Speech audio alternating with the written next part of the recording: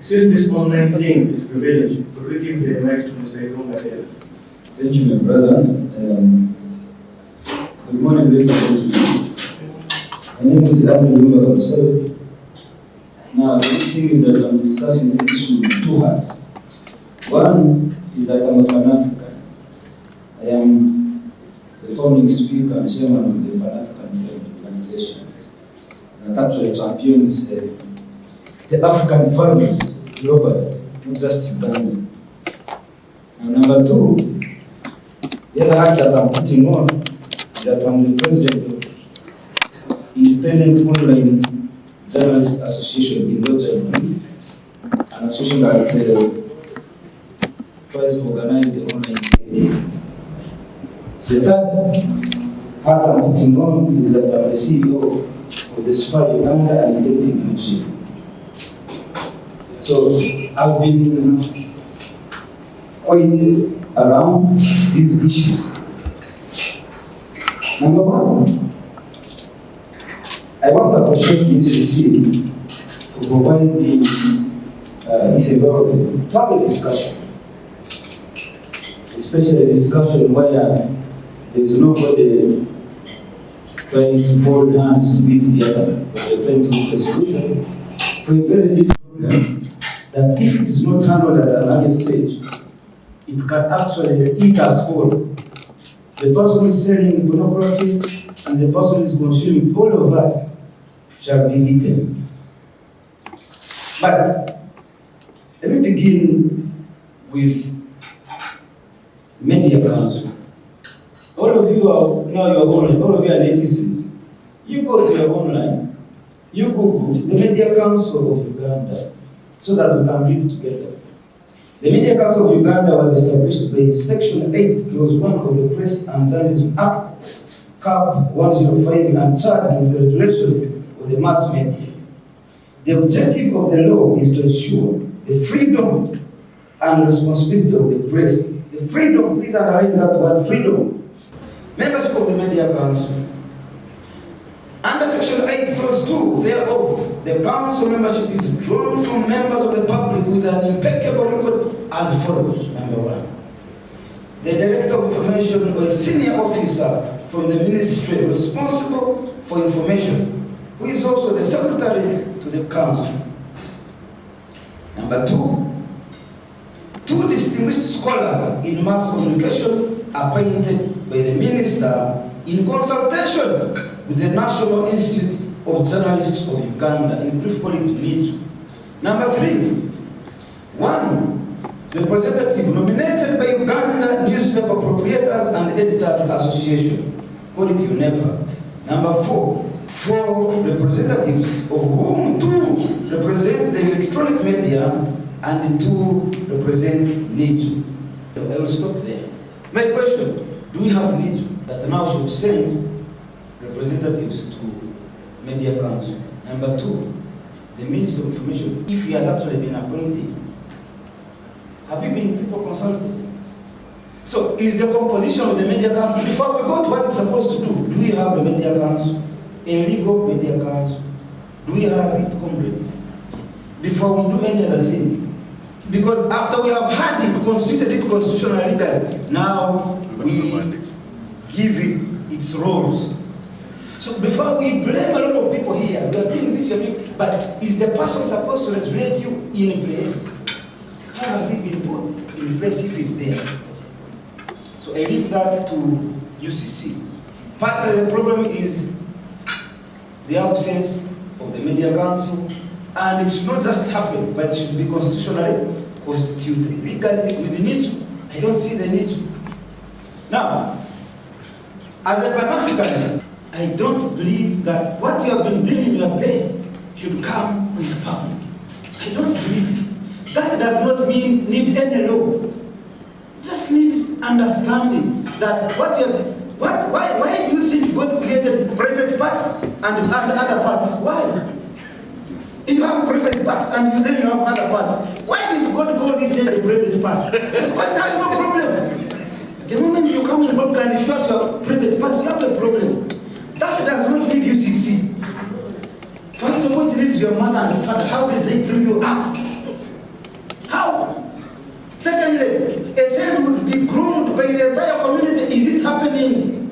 Because your mother would have woken up at 2 a.m. gone to Kalero Market to work. What about the elders on the village that are working from the village and seeing you naked?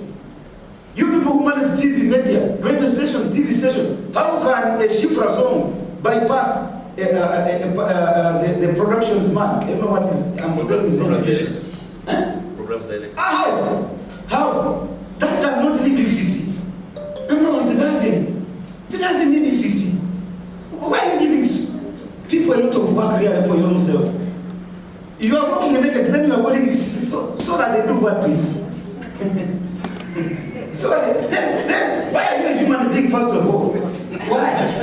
God created everyone and gave them their own independent heads. If God knew that you wouldn't manage himself, he wouldn't have given me a head. He would have given my head to UCC, so that UCC thinks for me. All of you have heads. Why do you even support music that is fused with a lot of nonsense? I call it nonsense, obscenity. You are the ones promoting it because when an artist talked about it, this old artist, a legendary artist, he said, we have been here playing good music. People have not been supporting us. Shifra got a lot of money in 1 week.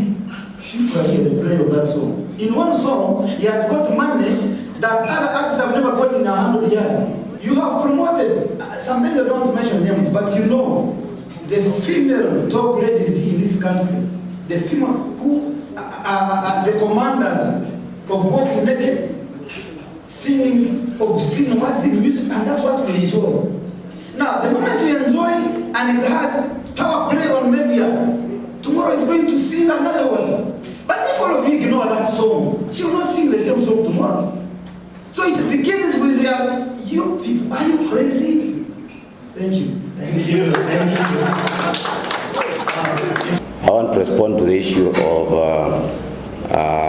the Media Council composition. First and foremost, you all remember that this law was made, rather enacted, around 2005 or thereabouts. That was approaching the time for parliamentary campaigns and elections. I can only summarize and say it was done in a hurry, not very well thought out, because the people who are supposed to debate it had conflict of interest. I don't want to be quoted there. The conflict of interest I'm talking about is that they were half-hearted in parliament, but also in the field. You know, you are in parliament deliberating on national issues, and then you are worried about your opponents who are in the field. So you want the discussions in parliament to hurry, and sometimes you also don't talk so that others can have the space. So it was passed in a hurry, and that's why it has so many loopholes. For over 10, 20 years, I think the people of ethics can bear me witness. Whenever I see something wrong on TV, I text them. I take the pictures and I say, who is supposed to control this? He knows it. Whenever I see something, I watch something on TV, I have always been concerned. Where are we going? Most things have changed for the better in this country. Unfortunately, morals have changed for the worst.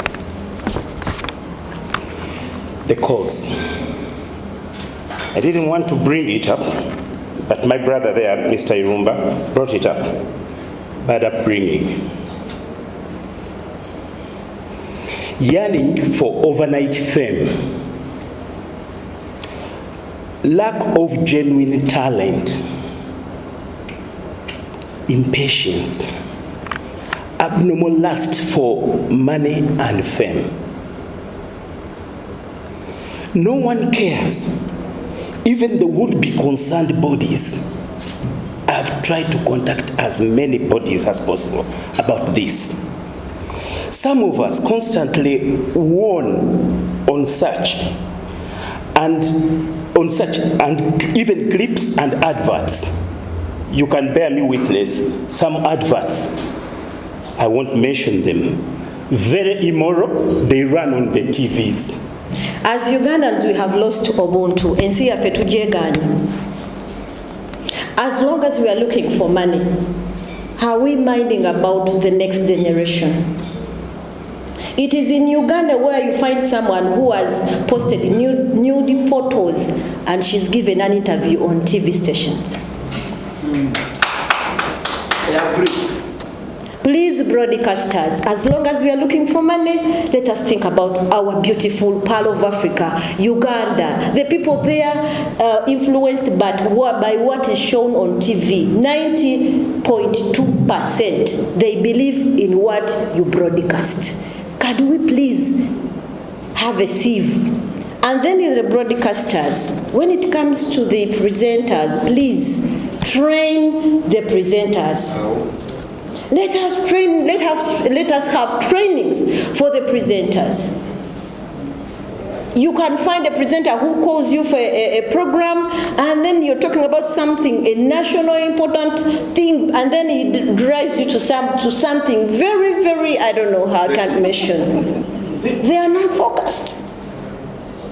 As broadcasters, have you contributed to the growth of our country? Are you concerned with our children? Are you promoting the social development goals for sustainability? Yes, we can look for money, but think about our country. When it comes to culture, give priority to these content that come in with our cultures. We no longer have programs to talk about the girl child. We no longer have programs to talk about our cultures. When you look at Nigeria, we now know how we call a king of Nigeria. We know how they get married. In Uganda, how many tribes do we know? We don't know. You've not given time to such programs. Can you please improvise? To promoting a culture, otherwise we will never be Bazungu. We are Ugandans. Let us promote our cultures because it is our diversity, it is our health, and it is our strength for God and my country. Thank you very much to all our, I'll call you wonderful presenters, because you've actually made the UCC's work very easy. It's very rare for us to sit in this kind of engagement and people are speaking for what UCC would have said. And more so when you're the actual people that we had come to complain about. And you stand here and you state exactly what we feel has been of major concern to the industry, the consumers, the public, you know, just even the areas of ethics and integrity, and yourselves. And I'm glad to point out also that you've given us a snippet of what the actual cause is. To do with revenue, the commercialization of content is becoming a big issue, issues of competition, issues that you've also raised around the ecosystem. I think a lot of times these issues of morality are actually a result of the problem. And for us to be able to deal with the moral issues, we have to deal with the problem. And I'm really glad that we've had a diverse set of people speak to us today. The gentleman from the media fraternity, the online media, he asked this question. He said, this issue starts from us, even from our parenting. I've said this numerous times, UCC does not regulate morals. We regulate platforms on which content is broadcast and publicized. We cannot regulate what people think. We cannot regulate people in their homes. We cannot regulate people outside on the street. But the one thing that we are very, very cognizant of is what you put on the broadcast platforms. And that is where our mandate has to be emphasized. If you decide to sit at your house and shout profanities, that is for you and your upbringing to address. But we will not allow you to bring these profanities to the broadcast platforms that we regulate.